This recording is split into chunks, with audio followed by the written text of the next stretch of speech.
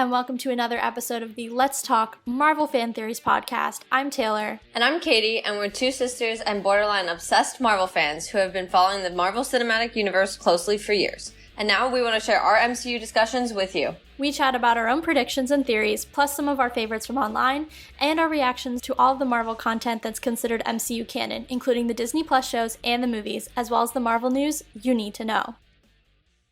All right, everyone. I can't believe it, but we are at the finale of Ms. Marvel, and boy, was this a finale. I laughed, I cried, I screamed, I jumped off the couch. It was a big one, and there's a lot to talk about. As always, Katie, why don't you kick us off with your thoughts? Well, I will say, I ended the blog post last week with saying I needed this finale to be something, because the last two episodes of this show sort of lost me. I was really into it up until then, and I needed the finale to try and close it out, because if it didn't, I think I would have been really upset with how this show ended up going. And boy, did it deliver.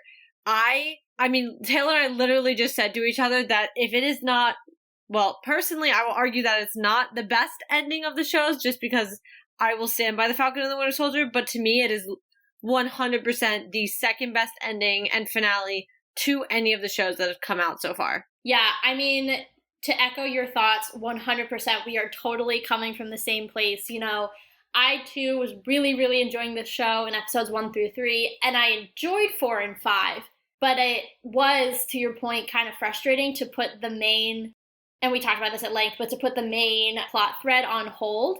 And I think there was almost just a lack of continuity because of it. Yeah, definitely. And I think, you know, what this finale really showed us was that the Department of Damage Control really was the whole point anyway. So if we were just going to end up back here, like, I understand you had to find a way to give Kamran his powers and all that. And the episodes 4 and 5 had their own merit in their own way. They were beautiful, and they were, you know, we talked a lot about the historical aspect of it and how cool that was. But at the same time, there is going to always be that part of me that's like, okay, but it really took away from the larger plot that we were trying to work towards. With all that being said, episode 6, totally in my mind, made up for that. It really brought it all home. It was so action-packed. I loved the scenes in the high school. Oh my God, those were so well done. They were so funny. I loved them. I have so much to say. Oh my gosh, let's start with the high school, because I feel like that is one of my favorite parts of the episode. Well, so every episode I take notes. I'm not gonna lie, episodes 4 and 5, they were the driest notes to exist, because I just didn't even know, you know, half the episode I'm sitting there and I'm like, I feel like I should be writing something down, but there's just not something to write down. But I have such a long list of notes, and inside of all of it, I love that they're like home aloneing this. Yes. Because that was immediately what went through my head was, here they are. First off, I also have the notes of, I love her family and how supportive they are. Absolutely. That was so important. I loved that scene. It almost made me tear up a little bit because, you know, the first 3 episodes really set her in almost in opposition with her family, and especially her mother. And in that way, you know, as much as we may say that the Pakistan-centered episodes, being 4 and 5, you know, really don't have a lot to do with the main plot, which is true. It really did do a lot to further her relationships, especially and most notably with her mother, who is now her biggest fan. And I think that's really awesome. Well, that's why, to me, that's why I said I needed episode 6 to really hit it out of the park, because if episode 6, she went back to Jersey City and we kind of just moved on from there, that would have been me sitting there like, why'd you waste my time then? Because that's what 4 and 5 would have felt like. But they did a really good job with incorporating what she learned in Pakistan and what we saw in those episodes. So because of that, it just made everything feel so much more cohesive. It was like, maybe at the time we didn't feel what was going on, and we felt like suddenly we were on the other side of the planet, which we literally were. But it just felt so different. But thankfully, this episode brought it all back together. But honestly, I love the supportiveness of her family. I love that her mom's the one who got her costume. I think that is amazing. That also, okay, I may be a little emotional again this week, guys, but that scene where her mom brings her the thing and ties the scarf around her neck, I was like, Oh my god, I started like tearing up. And I also just got so excited to see her in it, Yeah. you know, because it's so comic accurate. And I was like, oh my god, it's coming. Well, exactly. So, and the reason I bring this all up was because this obviously bleeds then into the high school scene where we 100% we're obviously going to see Bruno take her side and be there for her. He's been there throughout the whole thing. I love seeing Nakia, you know, their friendship is so pure, and I think it's so healthy for them to both just sit there and be like, okay, you know, this happened, but we're okay. Let's move forward. We got this. We support each other, and that's all that matters. And then, you know, we even had like the late player of Zoe come on in and it was like, I got you guys. Don't worry. And then her brother just showing up out of nowhere is what got it for me. I was like, here is this holy married man just like, think I don't know how to break into the school? I was a kid once too. I got you. I love her relationship with her brother. I think in so many ways it reminds me of us. Like, especially when, like, her parents, and she, like, you know, is telling her parents, quote unquote, that she's nightlight. And then, you know, she's like, okay, well, you guys obviously all already know. And he's like, so tell me, did you mean to drop that kid? I was like, oh my god, that's literally Caitlin. Tell me I'm wrong. I'm not gonna deny it, but I mean, and even then, like, I had to laugh. We're in the high school, like during the high school scene as they're getting ready, and she calls Kareem, and my comment just straight up is like, Kamala's collecting boys like the Infinity Stones. What is happening? I adored it. It brought back that super teenagey feel that the first few episodes had, where you just were like, I know I'm watching a superhero show, but here I am just like relating to them on a dumb little level of like, this is awesome. Like, I'm having the time of my life watching this. No, it's so funny. Like, just the type of stuff that we used to watch, like, when we were growing up, too. Like, the super angsty teen dramas. Someone say Degrassi. And the fact that the vibes are so immaculately tied to those, I mean, I was just, like, living for it. Also, to your point, I didn't really think about it or, like, put it all together, but she now has 3 guys on the hook, 2 of which are now living together in Pakistan, and I love Kamala Khan. She is a hero to us all. Well, because I was after the last episode, was super worried they were writing off Kareem and the Red Daggers. So that is something I really am happy that they continued into this, and, you know, there's going to be a future there, no matter where this goes, because I know we don't really need to discuss much of at least her future in general, because we already always knew where that was going to be. But at least, like, on her personal side, we know there's going to be a future somewhere. So I'm ecstatic about that. But I'm, like, sitting there, and as soon as she calls him up, I'm like, my God, Bruno and Kamran and Kareem? Like, I was like, dang, girl. Kamala Khan, hero to all women. Yeah, I mean, she really is out here. She's halfway. Thanos had nothing on her. Like, I love it. But yeah, the high school scene, so fun. I loved that they shot them with the pitch machines in softball, because as 2 girls who grew up playing softball, we can both attest to the fact that those suckers really freaking hurt. oh yeah. They hurt a lot. We've both been hit. Oh yeah. Not fun. Mm-hmm. I really want to talk about the community aspect. I loved so much how Zoe was able to mobilize the community to support Kamala, and then how they both did it, you know, by documenting what was happening at the school, physically protecting her at the end. I just thought that community element, you know, really moved me and just was so beautiful. I thought the way that she was embraced by her community and they supported her, and that was really awesome. And I think, you know, if we're going to compare her to some of the larger Avengers,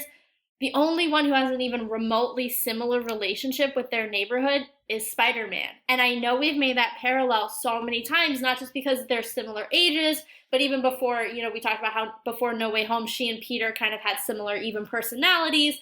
But I think another element now that we've really seen, especially in episode 6, is the way that they are embraced by their community, because they're not worried about these large global threats, but really the safety, security, and, you know, just general well-being of their community. And I thought that was really cool. No, I definitely, and I pinned that as well. And I think for me personally, I think back to our predictions episode where we even spoke a lot about how she's known to really be the main defender of Jersey City. Mm-hmm. Like when everything else is kind of going up into smoke, she's protecting her neighborhood and where she's from. That is her place to be.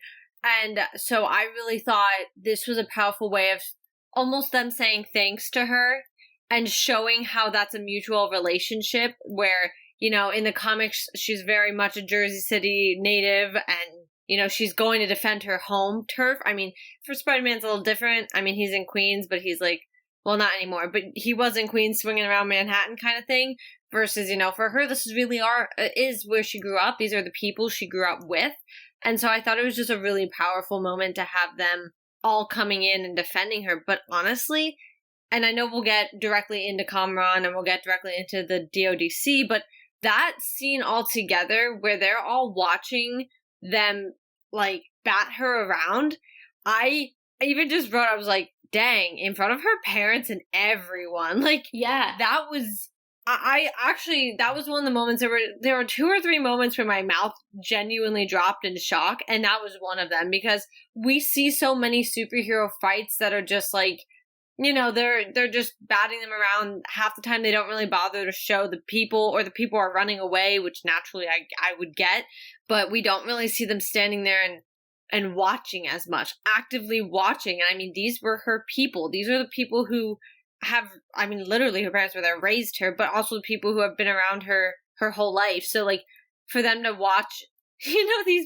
these agents just go after her so violently, I just was genuinely in just like almost silent like shock. Yeah, I mean, the shift in intensity was, I mean, I enjoyed it, but it was very jarring. So I don't want to make it seem like I was like, oh, it was jarring, but like in the sense that like I was not expecting Ms. Marvel to get that intense. But to your point, there were a couple of scenes like when they first shoot her with the sonic bomb thing, with that subwoofer thing, I was like, that's exactly what I was thinking of. Yeah, like holy crap, she flies over the car, she's clearly concussed, like it's all in slow motion, it's very intense.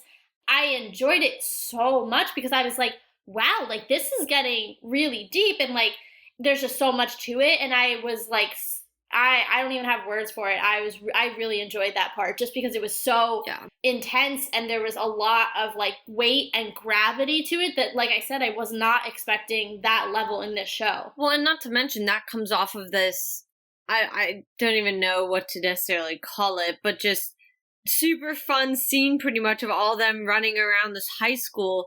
Like I said, home aloneing pretty much the DODC agents and sitting there and, well, and on the other underside, you know, totally committing crimes. But, which was like in the back of my mind that whole time, I was like, oh, this is like criminal. But, you know, we come off of this, we have like a soundtrack to it and everything. Yeah. We're just seeing all of this going on, and it's like, oh, you know, this is freaking awesome. And then the next thing you know, it's like such a change in tone, and the darkness really sets into, you know, how bad the DODC can be in that. And so, in all honesty, let's get right into them. Yeah. So, they've technically been a threat the whole time. We took a little vacation with the Jinn. I know we had some feelings about that because while it does make sense for them to be the final threat, at least in the long run of the series, not necessarily as a personal feeling for me, like I don't necessarily feel that it made sense. I will say, you know, this was well done. This made the stakes feel high enough. I think they were just playing at such a low ball for the entire rest of the series, maybe with the exception of episode 2 when they went after her with the Stark drones, because they put the Jinn in front. I understand the point of the Jinn. Now I'm looking at them as a plot device. Yeah. That's really what I feel they were. It was a little weird. But you know, for those of you who are on like TikTok, you'll get this because I literally wrote, the girls are fighting when the DODC agents were going after, and the one was telling the woman, I don't remember their names, but he was like, that's an order. Like, you're not to go out. Like, this is bad press. you are not to go after them. And she went after them anyway. And I was like, oh, the girls are fighting. Like, this is not good.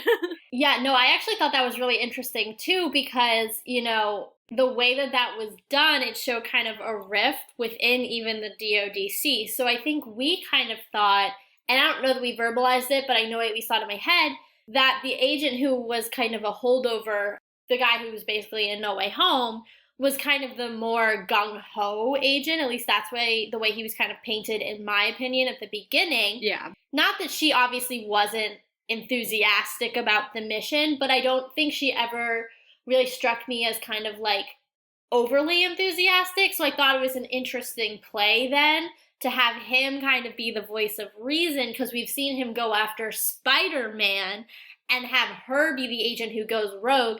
But I also think it's worth noting then that because he did not break protocol and was not the reason that this happened, he's fair game to be in future properties. And I don't think we've seen the last of him. And so I just think that's also worth noting. Oh, 100%. And that's why, I mean, I don't know if we discussed it in the podcast last week, but I definitely kind of mentioned it briefly in the blog that if they did end up being the final villain of this series or season, because who knows, you know, unless they're confirmed to only be like WandaVision, which was a small little like mini series, we could always get a second season. But, you know, I think what comes down to it is, I even was saying, you know, I'm worried that if they do, you know, is that going to be the end of them? Because now we finally got such a good look at them, more than what we did in No Way Home. And I mean, to be fair, I think I mentioned before, they've been around a lot longer than we realized. They've just been a much smaller entity, haven't played a big part that we know of, at least on our screens. They now are. So I didn't really expect them to completely disappear after this. So I definitely liked how this went. I think it made a lot of sense and kept that option open. But I also, like, I even was sitting here by the end not believing that I actually liked the guy from the DODC once he fired her. I was like, how did they make him, of all people, somewhat likable? Like, what? I know, as soon as he fired her, I was like, dang, yeah, you go, man. I know, I was like, why am I rooting for this awful person? Yeah, so I think it was very well done. Something I want to point out, though, is their weapons. Yes. Because that immediately caught my attention. They were glowing a funky color, and I thought two different things. My first thought was, did they take more than the drones from the Stark laboratory or warehouse? Because they reminded me a lot of the arc reactor. But then I took a step back and I thought well, to they myself, make the noise Iron Man makes. The when he's like, oh, I didn't notice that. Firing up. Sorry to the listeners, because that could be really annoying if you have headphones in. Sorry, guys. I'm not going to edit it out, though, because it doesn't make sense without it. Yeah, it doesn't. This but whole I apologize. conversation does not make sense without that annoying little noise, guys. So she won't do it again, we promise. But my second thought was, you know, what do they have in their arsenal from things that they maybe damage controlled? Like the Chitauri, because all I could think about... No, I immediately thought of that. That wasn't even a question in my mind. I was like, oh, they're using alien weapons. Yeah. I thought of that the second episode already. Yes, for sure. But my thought with these guns specifically that they were using was, okay, they're blue, and that color blue just reminds me of Tony. It reminded me of that immediately, just visually, but then I was like, wait a minute, no. They have a ton of Chitauri stuff. And as we can see, like, it doesn't always need to be like the purple that it comes out as, because look at all the different things that the Vulture and his team were able to make it into. So they've clearly, we'll say, repurposed the things that they were able to salvage from the wreckage of... It's funny because I'm watching The Defenders, and The Defenders, they call it The Incident, but basically Loki's invasion of New York. But at the same time, bringing up the Vulture, how does this make them any different? They're not. Well, it certainly doesn't. And I think we even see that down to, and I have this written too, because the scene genuinely made me very angry, when she storms into the mosque again. Yeah. And they do, I think it's Nakia who says about, you know, it doesn't matter if you're in a place of worship or whatever. Like, they have Bruno and her have an interaction, but then they later on in the scene right after storm in, and it just made me extremely angry because I think we see so many times how places of worship are supposed to be technically a sacred place and safe from the law. Anybody who takes up residence there or seeks shelter, like they literally cannot go in there. And it just made me extremely angry, that scene, because my brain kind of split into two places, and it was like, wow, you're so disrespectful to a place of worship. And then my other side of my brain was like, I hope it's not because of the type of place of worship, and it's truly because they're so just disrespectful. And those were kind of the two places my brain went, because I was just like genuinely so angry by that. But that just shows you the kind of people that clearly are working at this department. But yeah, and I think that brings up a couple of interesting points. You know, Nakia was she didn't beat around the bush when she said to Bruno, because he brought up the point, well, we should be safe here, it's a place of worship. But she doesn't just say, yeah, they don't care about places of worship. She specifically says, this is a mosque. Yeah. We're under surveillance from the cops, the government. Heck, our utilities probably have us under surveillance. So I definitely do think that they're probably disrespectful to any place of worship if it's in their way, so to speak, to get what they want. But I have to think that they're probably even less worried about what the optics look like because it is a mosque. Because to Nakia's point, there is a tradition of having them under surveillance and not really respecting the rights of, you know, the worshipers there or the rights of the place of worship. So I thought that was like very interesting. And it also kind of ties into a thought I was having. You know, we talked about how the people were viewing what the Department of Damage Control was doing to Kamala and basically just like beating the crap out of her. And I kept thinking, you know, it was very reminiscent of like when there's, you know, a government entity or a police attacking a minority, someone of a minority background, how people are, you know, documenting those experiences. And that's what it reminded me of.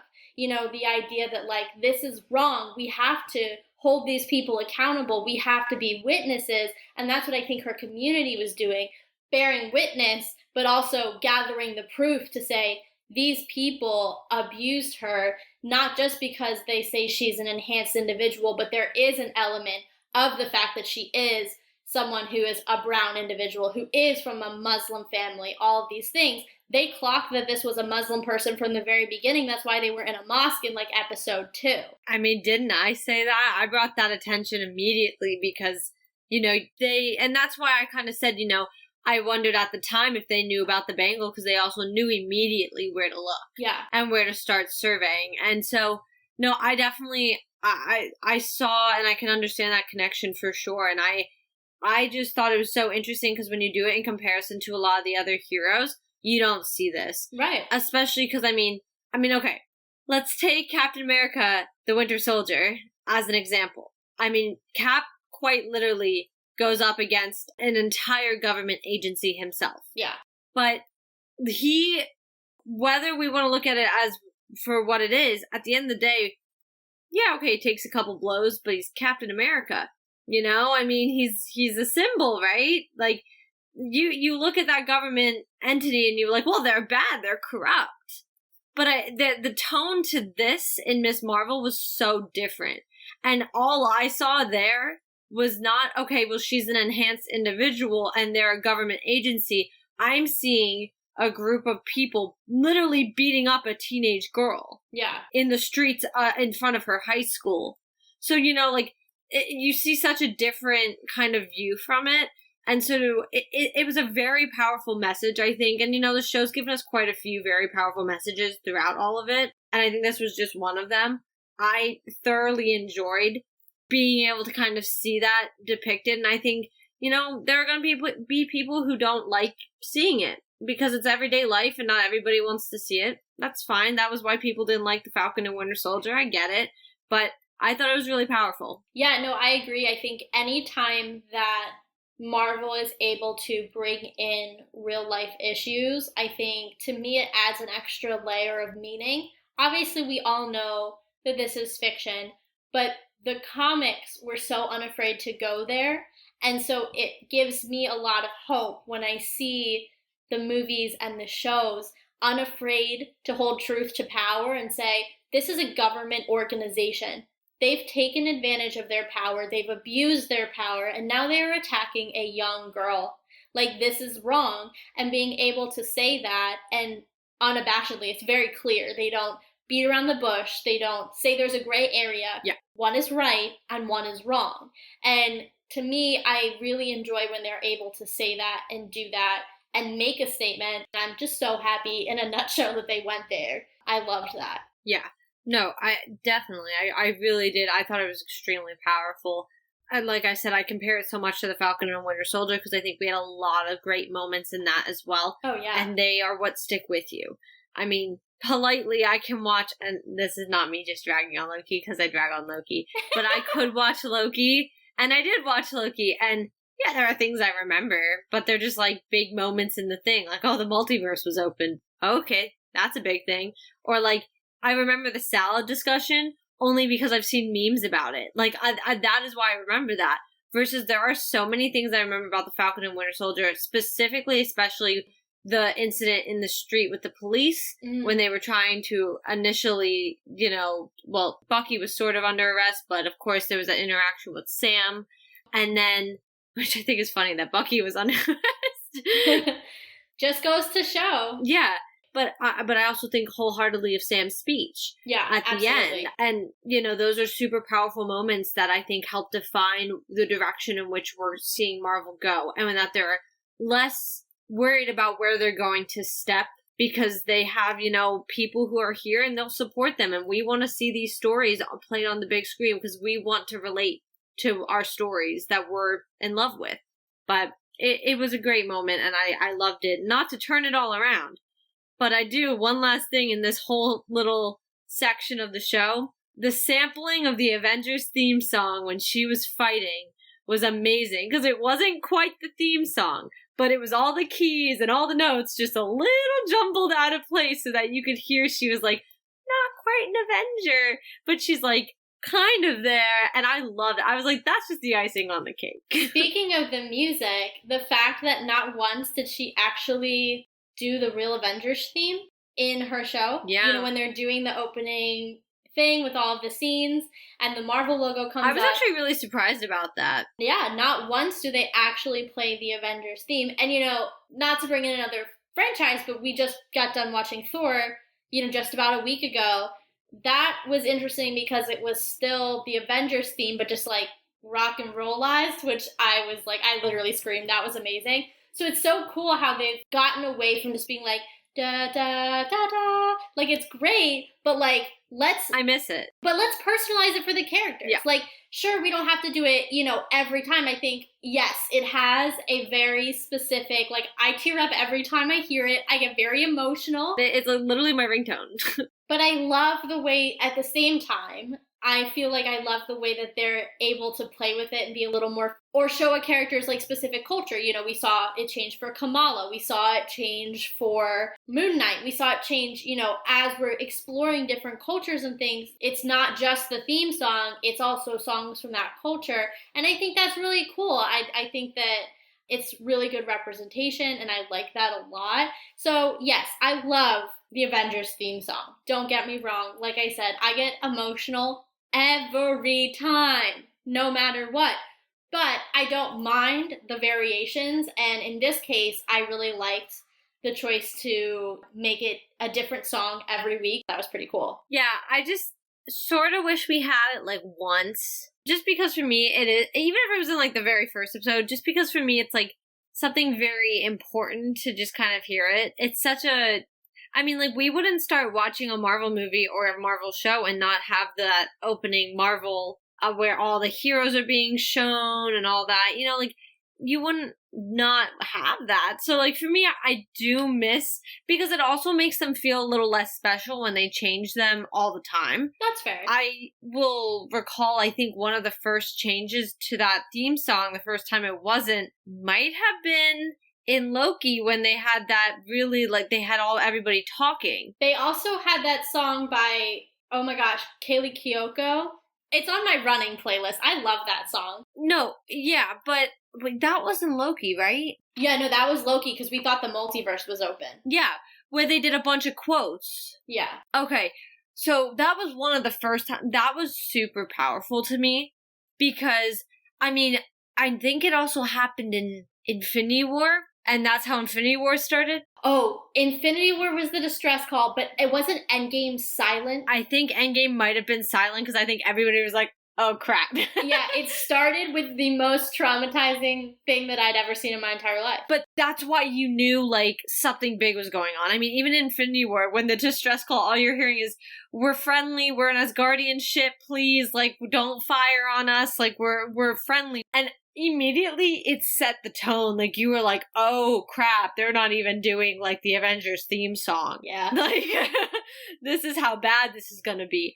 So I will say, like, that's kind of my perspective of it, is that while I really do like, you know, changing it up a little bit, I don't want them to do it all the time, because I think the ones and the times that they do get to change it are really powerful moments. Or like, even with Thor, yeah, they changed it a little bit of still the theme song. Like, they just made it that rock sequence because, you know, Thor, and that was where they were at with the movie. So I definitely would have, like, really loved to hear it in Kamala's cultural music backgrounds, how they kind of did it with Thor. I think that would have been really cool, but that's just kind of my 2 cents on that. I just, you know, preference. Here's a thought for you. What if they didn't play the Avengers song for her because she's not an Avenger yet? Yeah, but neither is Moon Knight. Yeah, but he's an adult. I just feel like because he's an adult, he counts. What was that argument? Well, he's an adult, though. Not that she counts any less because she's a kid, but, like, I don't know. You know what? They made all those jokes about poor Peter being so young. So, like, I guess I was thinking, like, he would be taken more seriously by the Avengers because he's an adult versus a 16-year-old girl. Well, I mean, to be fair by that logic, Peter wasn't officially made an Avenger until Infinity War, right? So then Homecoming would also not All right, make fine. sense. There's a hole in my logic. Whatever. I was just putting something out there. We can ignore it. Gosh, Caitlin. We're gonna ignore it, and we're gonna move forward.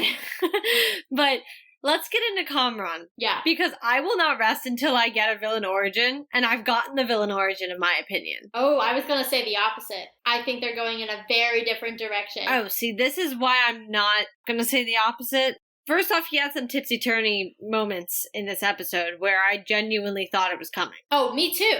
Me too. But at the end, he does go and he makes his peace with Kamala. He really, you know, I think starts to come to terms with what's happened to his mother. He goes and accepts her help. He seems to be, yes, begrudgingly because of the way he's been taught his entire life, but he accepts the help of Kareem. So I'm kind of like, I don't know, because, you know, something would have to happen, and that's not to say that it won't, but something would have to happen between him and Kareem because he wants to live. So here's my thought process, and it's a theory. So, okay, first off, the reason I'm backed so strongly that, you know, it's gonna come is obviously because in the comics, he does kind of turn on the wrong side. And actually actively tries to get Kamala to join him and try to manipulate her to, you know, join pretty much an like, it's, well, granted, they're supposed to be Inhumans, so. But we'll get to that because that's a whole conversation. We did not forget that, guys, don't you worry. Oh, yeah, at this point, I can assure you we're on the top 3 topics. Kamran is the first one, and we've got 2 more coming, so don't worry. But, you know, there's a whole group he joins that I believe is based off the idea of, like, they don't like non-Inhumans, I believe is the aspect. So it's kind of like Magneto in the one X-Men where he's like, everybody who's not mutants suck and we should get rid of them. Yeah. Sort of that idea. So first off, my idea lies in all that. But 2, he has the veil inside of him, which is what's giving him his powers.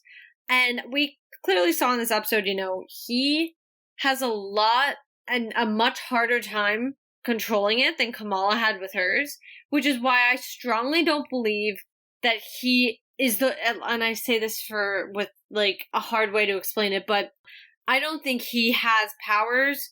I more so think the veil is just inside of him, if that makes sense. And I say this because I truly think, I mean, he was in literal pain. Yeah. During all of this. So I actually, that's why it was kind of confirming in my brain that I think and this was kind of a theory I walked out of last week with that I almost feel confirmed in my brain, that the Veil is going to be a very important plot point moving forward, especially in his storyline, because I think there's a level of corruption that it's going to do to him. Kind of like the Darkhold to Wanda. Yes, very much like that. I just think with how the Veil was kind of described to us, and how, obviously it's the doorway to the Noor dimension, and even just what it did to, his mother and one of the other clandestines, we're meant to look at it as a very evil entity. And so the way that it seemingly was almost fighting, almost like Venom, like the idea of Venom. A symbiote. Yes, it was like fighting its host for control, essentially. So I feel like we're supposed to view it as that almost like a living being or a living thing. And I feel like that'll be a big part of Kamran's story moving forward. And I think that's where we'll see the villain origin part of him come, is that he can't control the power inside of him, because I think the power is essentially a thing trying to control him. I actually think that makes a lot of sense, now that you've explained that. I think my perspective was that, and I think even considering your theory, it still holds true. Kamran himself is not evil. But I think what is going to happen, and I really like your theory, is the idea that, like, the Veil has its own desires, its own goal. I think even when you see Kamran in the schoolyard, and he does that thing where he kind of, like, pulsates, and the power pulsates out of him. Yeah. And then it, like, grows out of him, like, almost like a plant. Like, it's expanding. Like, the Veil is continuing to expand through him. Exactly. So I think he's going to have to spend a lot of time learning how to keep it in, not keep it inside, but how to manipulate it without it using him, to your point. And I don't know, now that you say that, I don't know that he's going to win that battle. Well, and I mean, to be fair, the Veil is still a doorway. And I mean, all his mother did was transfer it to him. What's to say he does not still have essentially the doorway to the Noor dimension inside of him? I mean, keep in mind, Kamala's power, she was even told the reason it looks that way is because that is what the Noor dimension looks like. She's literally pulling from it. And so if I walked into the Noor dimension, I would see it would be purpley and bluey and a little pinky, and I'd see all that. I don't know, like, Taylor's laughing at me, but it's the colors. But I think what's interesting is his is the color of the Veil, which means, once again, it highlights he is not pulling from the Noor dimension itself, but from the Veil, which is a doorway.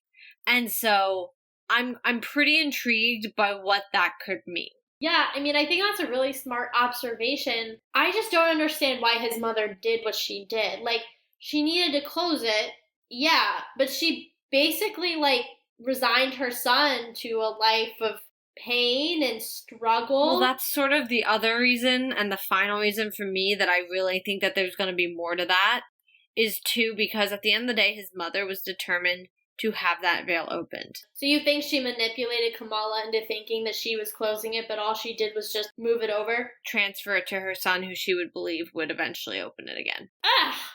That sly lady. But I mean, come on, look at her. Throughout the entire series, honestly, the only thing that she taught me was that she'll manipulate anybody to get what she desires. Including her son.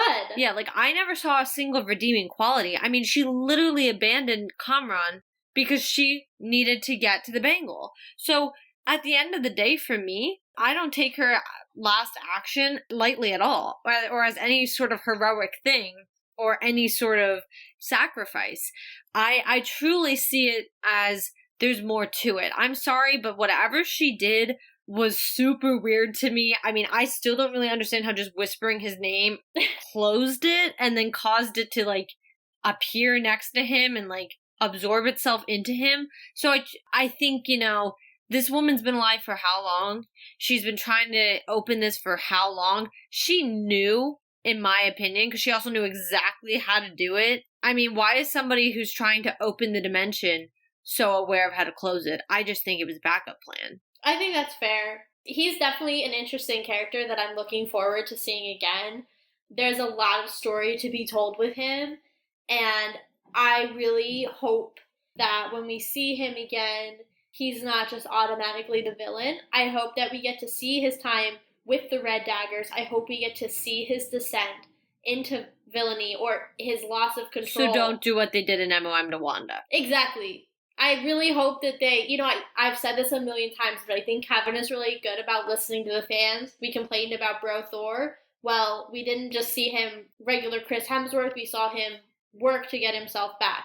Things like that, or the way that they treat mental health. They were much more delicate in Moon Knight than they treated mental health in Endgame. So I think that they've been very receptive to how audiences feel, and the audience in general, obviously not everyone feels this way, but was, very critical about Wanda's transformation between the end of WandaVision and, of course, MOM. So I'm hoping, and I think there's a good chance they'll learn from that so that we'll actually get to see Kamran make that transition or lose that control versus opening up into a Ms. Marvel feature film or a Ms. Marvel season 2, and all of a sudden Kamran's a bad guy and, wants to hurt Kamala or wants to manipulate her or whatever. Yeah, 100%.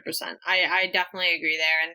And I'm hoping that it's done extremely well, because it also would be such a slap in the face to end it one way, which is how I felt about WandaVision, essentially. Yeah, truly. And then, we start off and we don't really get a breather, and it's completely a different version of the character.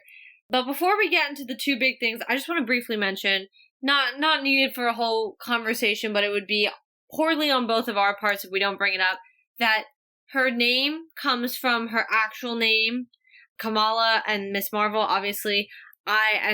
I just thought that was powerful, because I actually was sitting there the whole time and I was like, she's still being called Nightlight. Yeah, I was waiting for it. I was like, when are we going to get the real name? Yeah, and her dad giving her, and I thought her dad being the one to do it was really important, because I think we've seen the journey with her mother. And her mother gave her the costume. So in many ways, she is the result of both of her parents' investment and support. Exactly. And I mean, we've gotten a lot of her story and progression with her mother and their relationship, so I thought it was really important for her dad to be the one to say, your name means Marvel, and you were always our little Miss Marvel.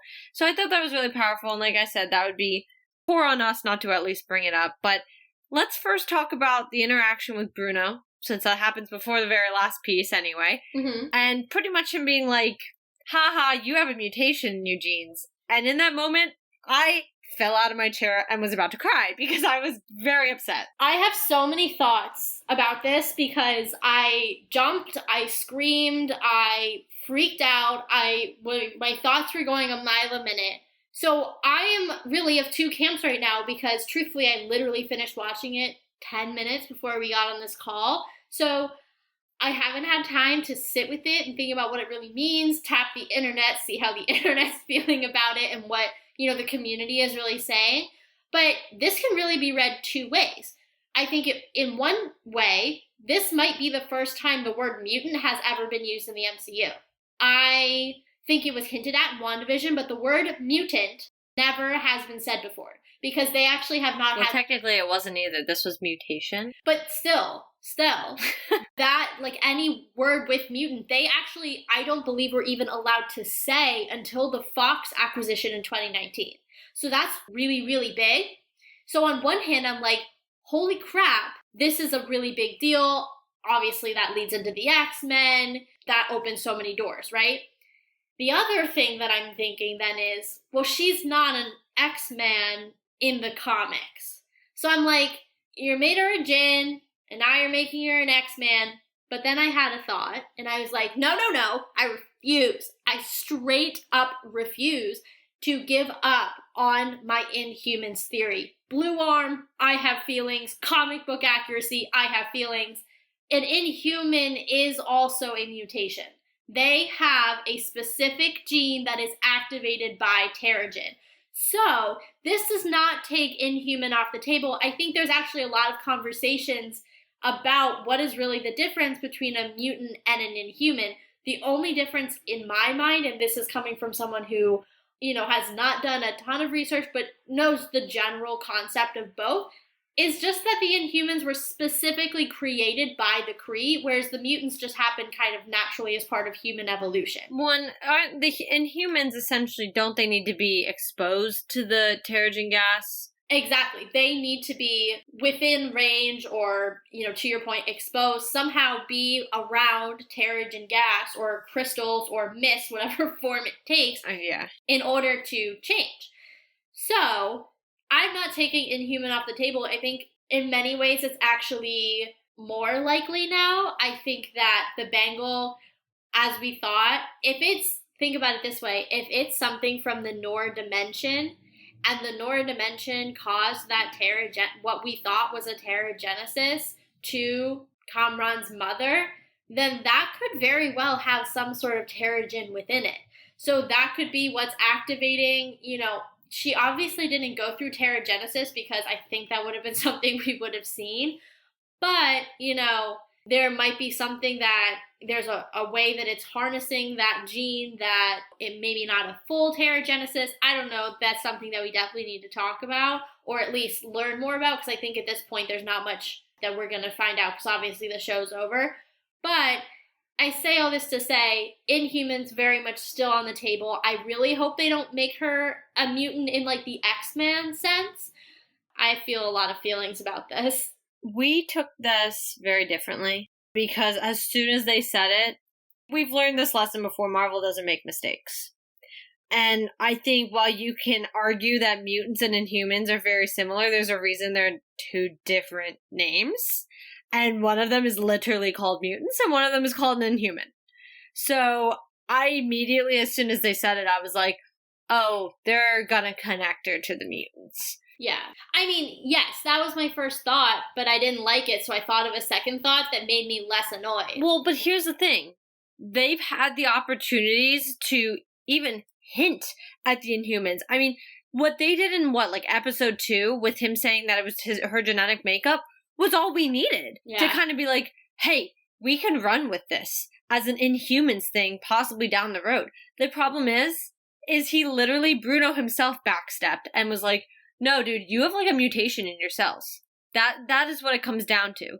Is I don't look at that as a mistake, and I don't look at that as just something being thrown out there. If they're going to say it, they're saying it for the sake of they're talking about mutants. And mutants have been something on our radar for a lot longer than Inhumans, because Inhumans tried to happen. It was a very big failure, and it's been avoided like the plague since. And that was a big discussion with, Miss Marvel coming onto the table, what was going to happen. And they did everything in their power to avoid. I mean, we want to throw our theories out there that, maybe the Bangle had the Terrigen mist in it, or, the Nor dimension has something to do with the Kree and the Terrigen there and whatever. Okay, we could throw all those theories out there. They're all theories at the end of the day. The facts that we've been given is, unfortunately, I think they're leaning towards making her a mutant. What that means? Who knows? That is essentially why I just fell out of my chair crying, because I was like, oh, so, and we're kind of avoiding her actual origin in the sense of the Inhuman half, and now we might be making her something she's blatantly just not. To be fair, we've done it before. I mean, there's been members of the Avengers, well, quote unquote Avengers, that have kind of been coming and going that are not necessarily super known Avengers, or they've been in one issue of an Avengers group, and then they're a big part of the MCU. So there's been accommodations before. I don't know. At this point, I'm gonna take it for what it is until we would get anything else, because I mean, there's really nothing else that I don't look at that as an Inhumans thing. I totally hear what you're saying. You just don't like it. No, yeah, exactly. I'm just so frustrated by it because, all right now, I think she's probably one of the most popular Inhumans, I would have to guess. She's a very, very popular in the comics. She's probably one of the more recognizable Inhumans, I would say, outside of probably the royal family. So to take her origin story and completely change it, it would be one thing if they made her a Jinn and that was kind of it. That's a little bit more obscure. Okay, so you're going to take her from an Inhuman to something more obscure. But to make her something as high profile as a mutant when the actual mutants are coming, and the fact that you don't give that first chance to talk about the mutant gene and not to mention when they hinted at it in WandaVision with an actual mutant. Exactly. To me, just you had one shot to bring these guys in the right way for the first time, and you blew it. Listen, I hear ya. but I read that, and like, listen, I love thinking of theories, but I can't back theories that I just think right now don't make a lot of sense. And I don't see them using the word mutation, and because they literally backtracked from the initial, oh, it was just something in your genes that the Bengal unlocked, which literally by definition could have been the Terrigen Mist and her having the inhuman gene.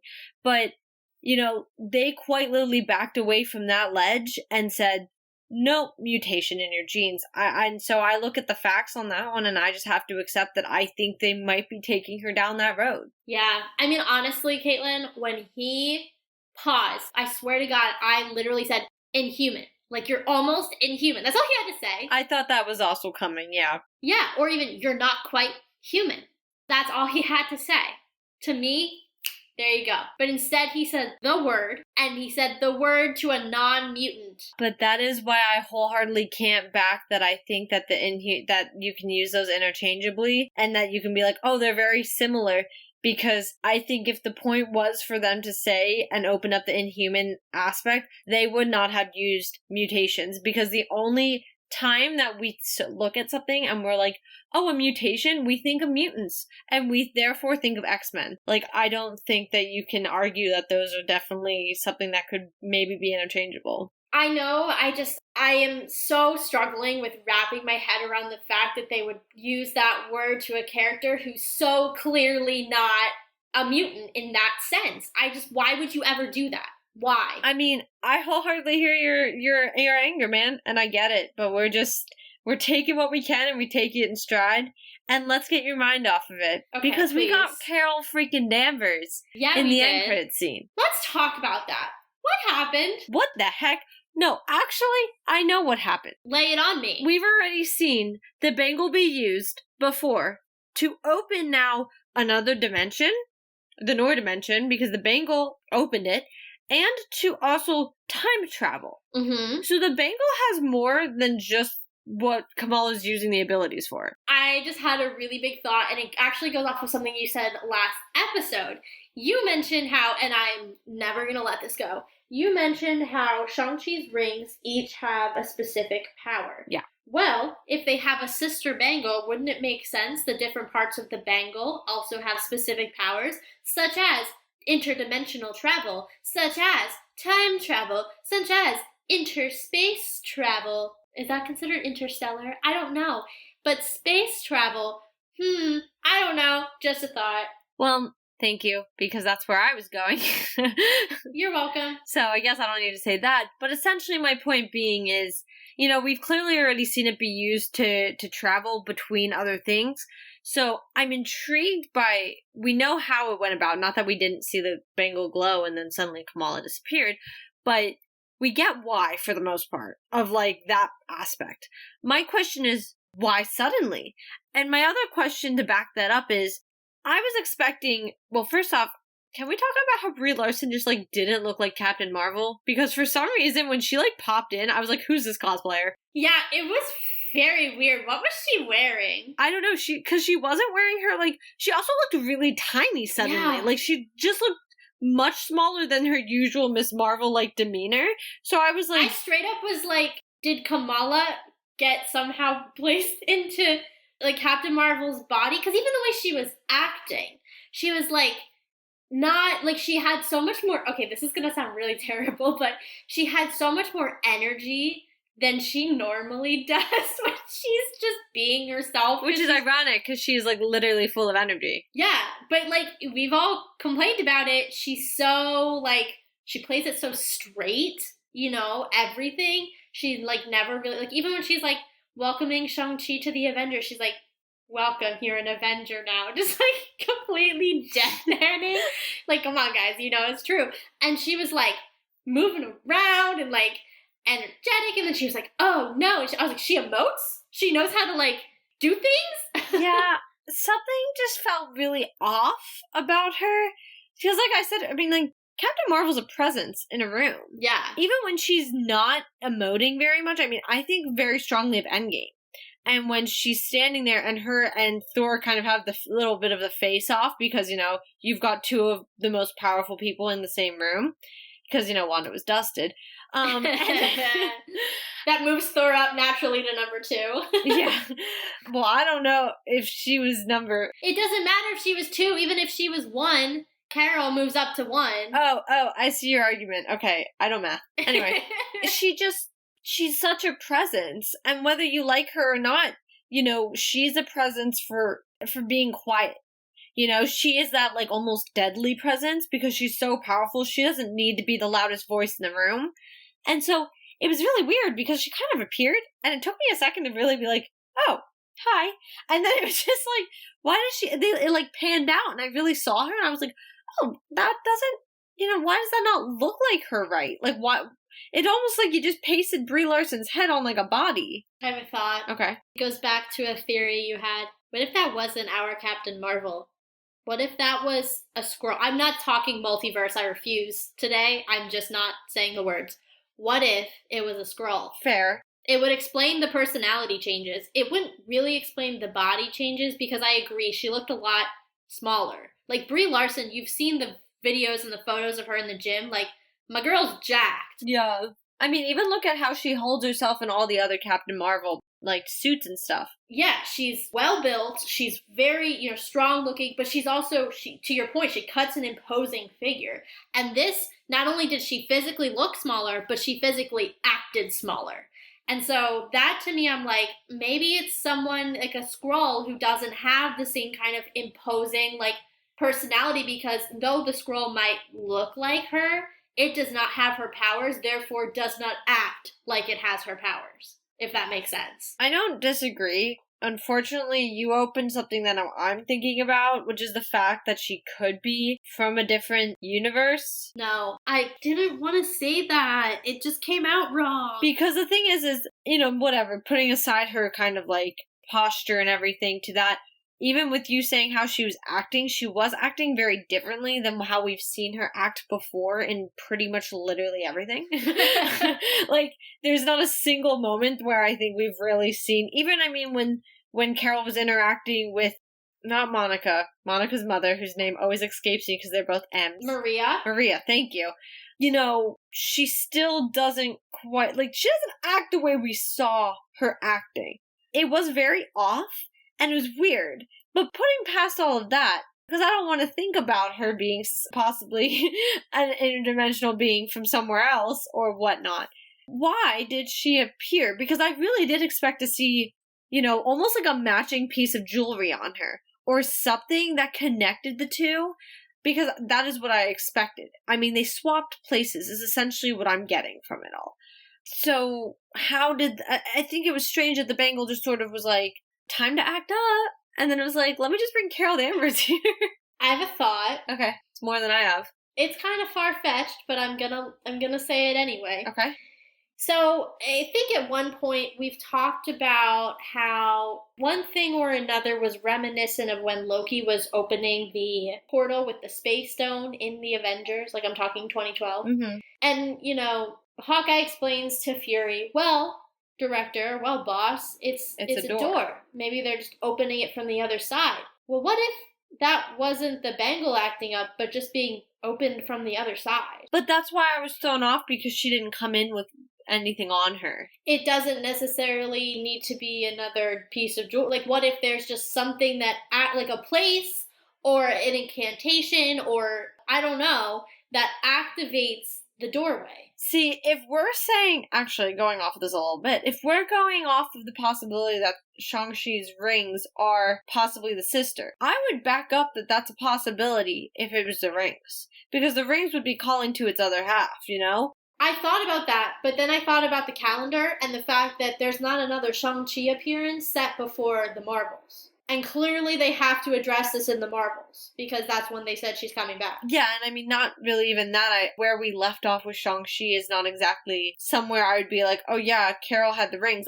Carol wasn't even in the room physically, which is why I was like, ugh. No, that's my point though. He'd need to have another movie in order for this to happen, and it's not even slated yet. Yeah. So it's clearly not happening, because I too was thinking about this. How can Unless the rings aren't the sister. No. Yes. No. Because that would make a lot of sense. if there was something similar to, because I mean, keep in mind, I mean, you could have the rings and then be in the area of the 10 rings, but there might just be a lot of, and I said this before, interdimensional jewelry, floating around out there. So, I mean, I guess it does make sense, and I've been thinking this the whole show, to be fair, that I was like, it would be kind of weird, and this is just a total, like, me point of view, but I was always like, it'd be kind of weird if the, like, bracelet sisters were rings. But they're not rings in the sense of, like, let me wear 10 rings on my fingers. They're like bangles almost. Yeah, although they should have been, but also, yeah, I get that, but I also was like, But maybe that was an intentional choice. Yeah, I guess, but I mean, also keep in mind the rings are never worn on one hand. There's 10 of them, so they naturally have to be worn on both hands. You're not going to wear one up your entire arm. So, like, keeping this in mind, a matching set of bracelets would make a lot of sense because they're the way that the bracelets look, they'd make sense on they look like pieces of armor. So you'd put a second one on. Like a gauntlet. Yeah. Which is why I immediately, like, I've been thinking that fact because as much, and obviously we've had the connection to Shang-Chi, so I think there's a deeper background to all of these pieces of jewelry, but I do think that now we have to consider there being genuinely a second bangle out there. I thought we had one thing that, I'm not going to go back on what we said at the beginning. I did love this episode. I think the end credit scenes were very exciting, but they complicated a lot of things for me that as we're talking through them, I want more. Like, I'm frustrated, not because I didn't like it, but because I need to know more. And knowing that actually we're on a hiatus until mid-August, so I guess that's only really like 4 weeks, but it feels like a lifetime from now. Well, we've been really busy since like March. Yeah, we have. But thinking about that, we're not going to get anything else. And realistically, let's think about this.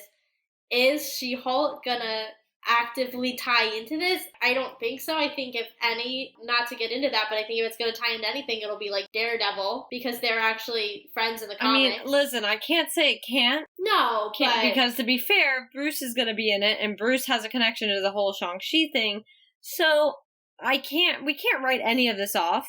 Yeah, I guess I just feel like of all the things, property-wise, I don't necessarily think that that's the most likely. This will be for the predictions episode. Yeah, no, I'm saying in relation to anything related to Ms. Marvel, I don't see it happening. Yeah, I mean, I guess for me, all I know is at this point, obviously we know the Marvels is next. I'm actually genuinely shocked we got a Carol and not a Monica. I'm not gonna lie about that. But I will say, what will be intriguing is I'll actually be quite upset if the Marvels doesn't start off with us having just a good old Brie Larson walking down the steps and talking to Kamala's family like, hey, don't know where I am, what is going on? Yeah. Because that's what I need. Because now where the heck did Kamala go? No one knows. On the ship with Fury. If that's where she was. I'm just saying, that's my guess. Right now, if I had to make a prediction, that's what I would say. That's like extremely specific in my opinion to somebody who literally travels the universe, which is why I immediately am like, I'm not even going to make a prediction on that because I genuinely couldn't tell you where I think Captain Marvel is on any day given. Yeah, I just think of the locations that we've seen in the MCU, if I had to pick one, it would be that. Yes, but isn't Monica going up to the ship? Yeah, Wasn't that where she was left off in WandaVision? Okay, let's think about this timeline-wise. WandaVision happens, a week after the event, after the blip, right? Okay. Monica goes there, that lasts about a week, 10 days. Monica goes there after the events of WandaVision. This is clearly quite a bit after the blip. Scott's gone out and done all his podcast interviews. There are YouTube videos about it. Like, the whole world knows what happens. This is no longer fresh recovery from the blip. In fact, the world looks very similar to a world we knew before the snap. So, to me, this is at least 6 months, minimum, to a year later. That doesn't mean that Monica's still up there. I mean, that's fair. I guess it's hard because we're so put behind on where the timeline is that I really am not entirely sure. Yeah. And honestly, when I saw Kamala start zipping around a little bit, I thought she was going into the quantum realm. Don't say those words to me. But I did if I didn't know that the Marvels was next and then, Brie Larson comes walking out of the closet. But, I mean, I truly was, very thrown off because that is kind of what I saw happening. not so much, Captain Marvel just appearing in her bedroom. I also, not to be this person, but we got a Brie Larson cameo and she didn't actually interact with Ms. Marvel at all. Yeah. Like, it's her hero, and instead of interacting with one another, she replaced her. Not like replaced her, but like, you know what I mean? But they swapped. So it's like, alright, well, I was kind of looking forward to seeing them together, and even though you gave me Brie Larson, that's not really the same as putting them in the same room. Yeah. I also agree with that, especially because then we didn't even see her, like, walk downstairs. I think the icing on the cake would have been if she walked out and ran into her mother or something, and then she's like, where am I? Yeah. Or something. Or her mother's like, wait, you're something. Like, there's some sort of, like, final line that just kind of solidifies that something big just happened, because it felt almost incomplete. Yeah. That she just kind of, like, showed up, was shocked to see a bunch of pictures of her, and was just like, oh god. Yeah, like there definitely should have been at least 45 seconds to 2 minutes of footage to complete that and give me just a little bit more information or set me a little bit closer on a direction, and then we can go. That's fine. Yeah, I definitely agree. I mean, unfortunately, what this has left us with is just see you guys when we talk about the Marvels in about a year. Yeah, truly. I mean, I didn't realize it got pushed to the November release. Yeah. Because it was originally the February release. It went from February to November. No, I do believe it was pushed at one point to the middle release date as well, and then got pushed. Yeah. But that might have to be too, due to the fact that Secret Invasion, they're shooting that. There might be things that are, well, there are definitely things connected in between the two of them. And I mean, we did just get Ms. Marvel. I'm sure with, everything that went into reshoots with this eventually at one point and everything else, they maybe decide they wish to change some things. Yeah, I mean, that's totally fair. I just think, to your point, like, that's a long time. The good news is, I think, this isn't the last piece of setup for that movie. We're not going to see Ms. Marvel again until the Marvels. They made that very clear. But to your point, Secret Invasion is also going to set the stage for that movie. So we're not going to be coming in completely blind, because I think at this point, we know literally nothing. We don't even have a synopsis about the movie, what it's going to be about. We just know 3 people that are going to be in it, and it's probably going to have to do with Skrulls and Kree because it's Captain Marvel, and that's about it. Oh, and Zawe Ashton is playing the villain, who is at this point unnamed, to my knowledge. So what else do we got? Not much in terms of, like, information. So I am happy that we're going to get a few more foundational pieces between now and then. And who the heck knows, maybe Quantum Mania will also play a role or have an end credit scene before, we see that, to kind of set that movie up. Because, to your point, that's where Ms. Marvel is going. To the big screen. She's awesome, so she deserves it. I love this character. Yeah, I agree. Awesome. I have one tiny little thing that I want to point out before we call it a day, and that is just one little sentence. The fact that she said the word embiggen, I literally lost my mind. That is her thing, and the fact that they worked it in made me so happy. Okay, if you're going to have one brief thing, I'm just going to say, because we didn't really get a chance to talk too much about it, I don't think I love how they're depicting her powers. That is my only one thing that I wasn't, like, in love with. I don't know why, they just kind of made her look funny to me. Oh, I thought it was okay. I just think she looked weird. Maybe I don't know how I would have pictured her to, like, do her normal powers. And I know there was a lot of change in that because of, Mr. Fantastic coming, and they're kind of, like, very similar in certain things that they have. But I just think she looked really weird. Didn't look right. That's just my 2 cents. It is what it is. All right. That's it, guys. Those were the closing remarks. The last 2 things on our respective lists. And that's a close on Ms. Marvel. Hard to think about the fact that 7 weeks ago, we sat down with you guys and started talking about predictions. And here we are, last episode. The next time we're going to see this character is in the Marvels, which is, as we just talked about, over a year away. So it's going to be quite a bit until Kamala Khan graces our screens again. But we hope you guys have enjoyed all of our coverage relating to Ms. Marvel. We've enjoyed talking about it every week. Big thank you again to Davis, who filled in for those couple weeks for us. It's been a blast. If you are looking forward to our future coverage of any properties coming down the road, you can definitely subscribe to us on your podcast platform of choice. You can also give us a rating or a review, which just lets us know that, hey, you're enjoying the show, and that makes us feel good. You can also check out our blog, give it a follow. We have lots of extra research on there, some extra theories that come to our brains after we've recorded, and good context if you're ever looking for a little bit of background on something that happened in the episode. Last but not least, we have our Spotify playlist, one for each of the different shows that we've covered so far on our show, one for the movies, one for our replay series, and one final playlist for all the songs that are in the MCU and are available on Spotify. Make sure you guys are following us on Twitter at Let's Talk MFT. All the blog and podcast episodes do go up on there, so you can find them right there as soon as they are posted, and you can go ahead and start listening or reading them. And also, we share our theories and we share other people's theories, and we like to interact with you guys, so definitely pay attention to our Twitter, tweet us your theories, thoughts, whatever, and, you could get a shout out in our show.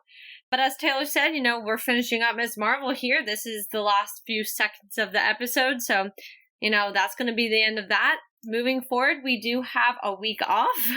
That is much appreciated to us because we have been doing double time with Thor and Ms. Marvel, and then when we had Moon Knight and MOM at the same time as well, and it's all been kind of running together. So we will be off next week, but we will be back the week after with another episode, so make sure you guys are keeping an eye out for that, because Marvel just blew your mind, so let's talk about it.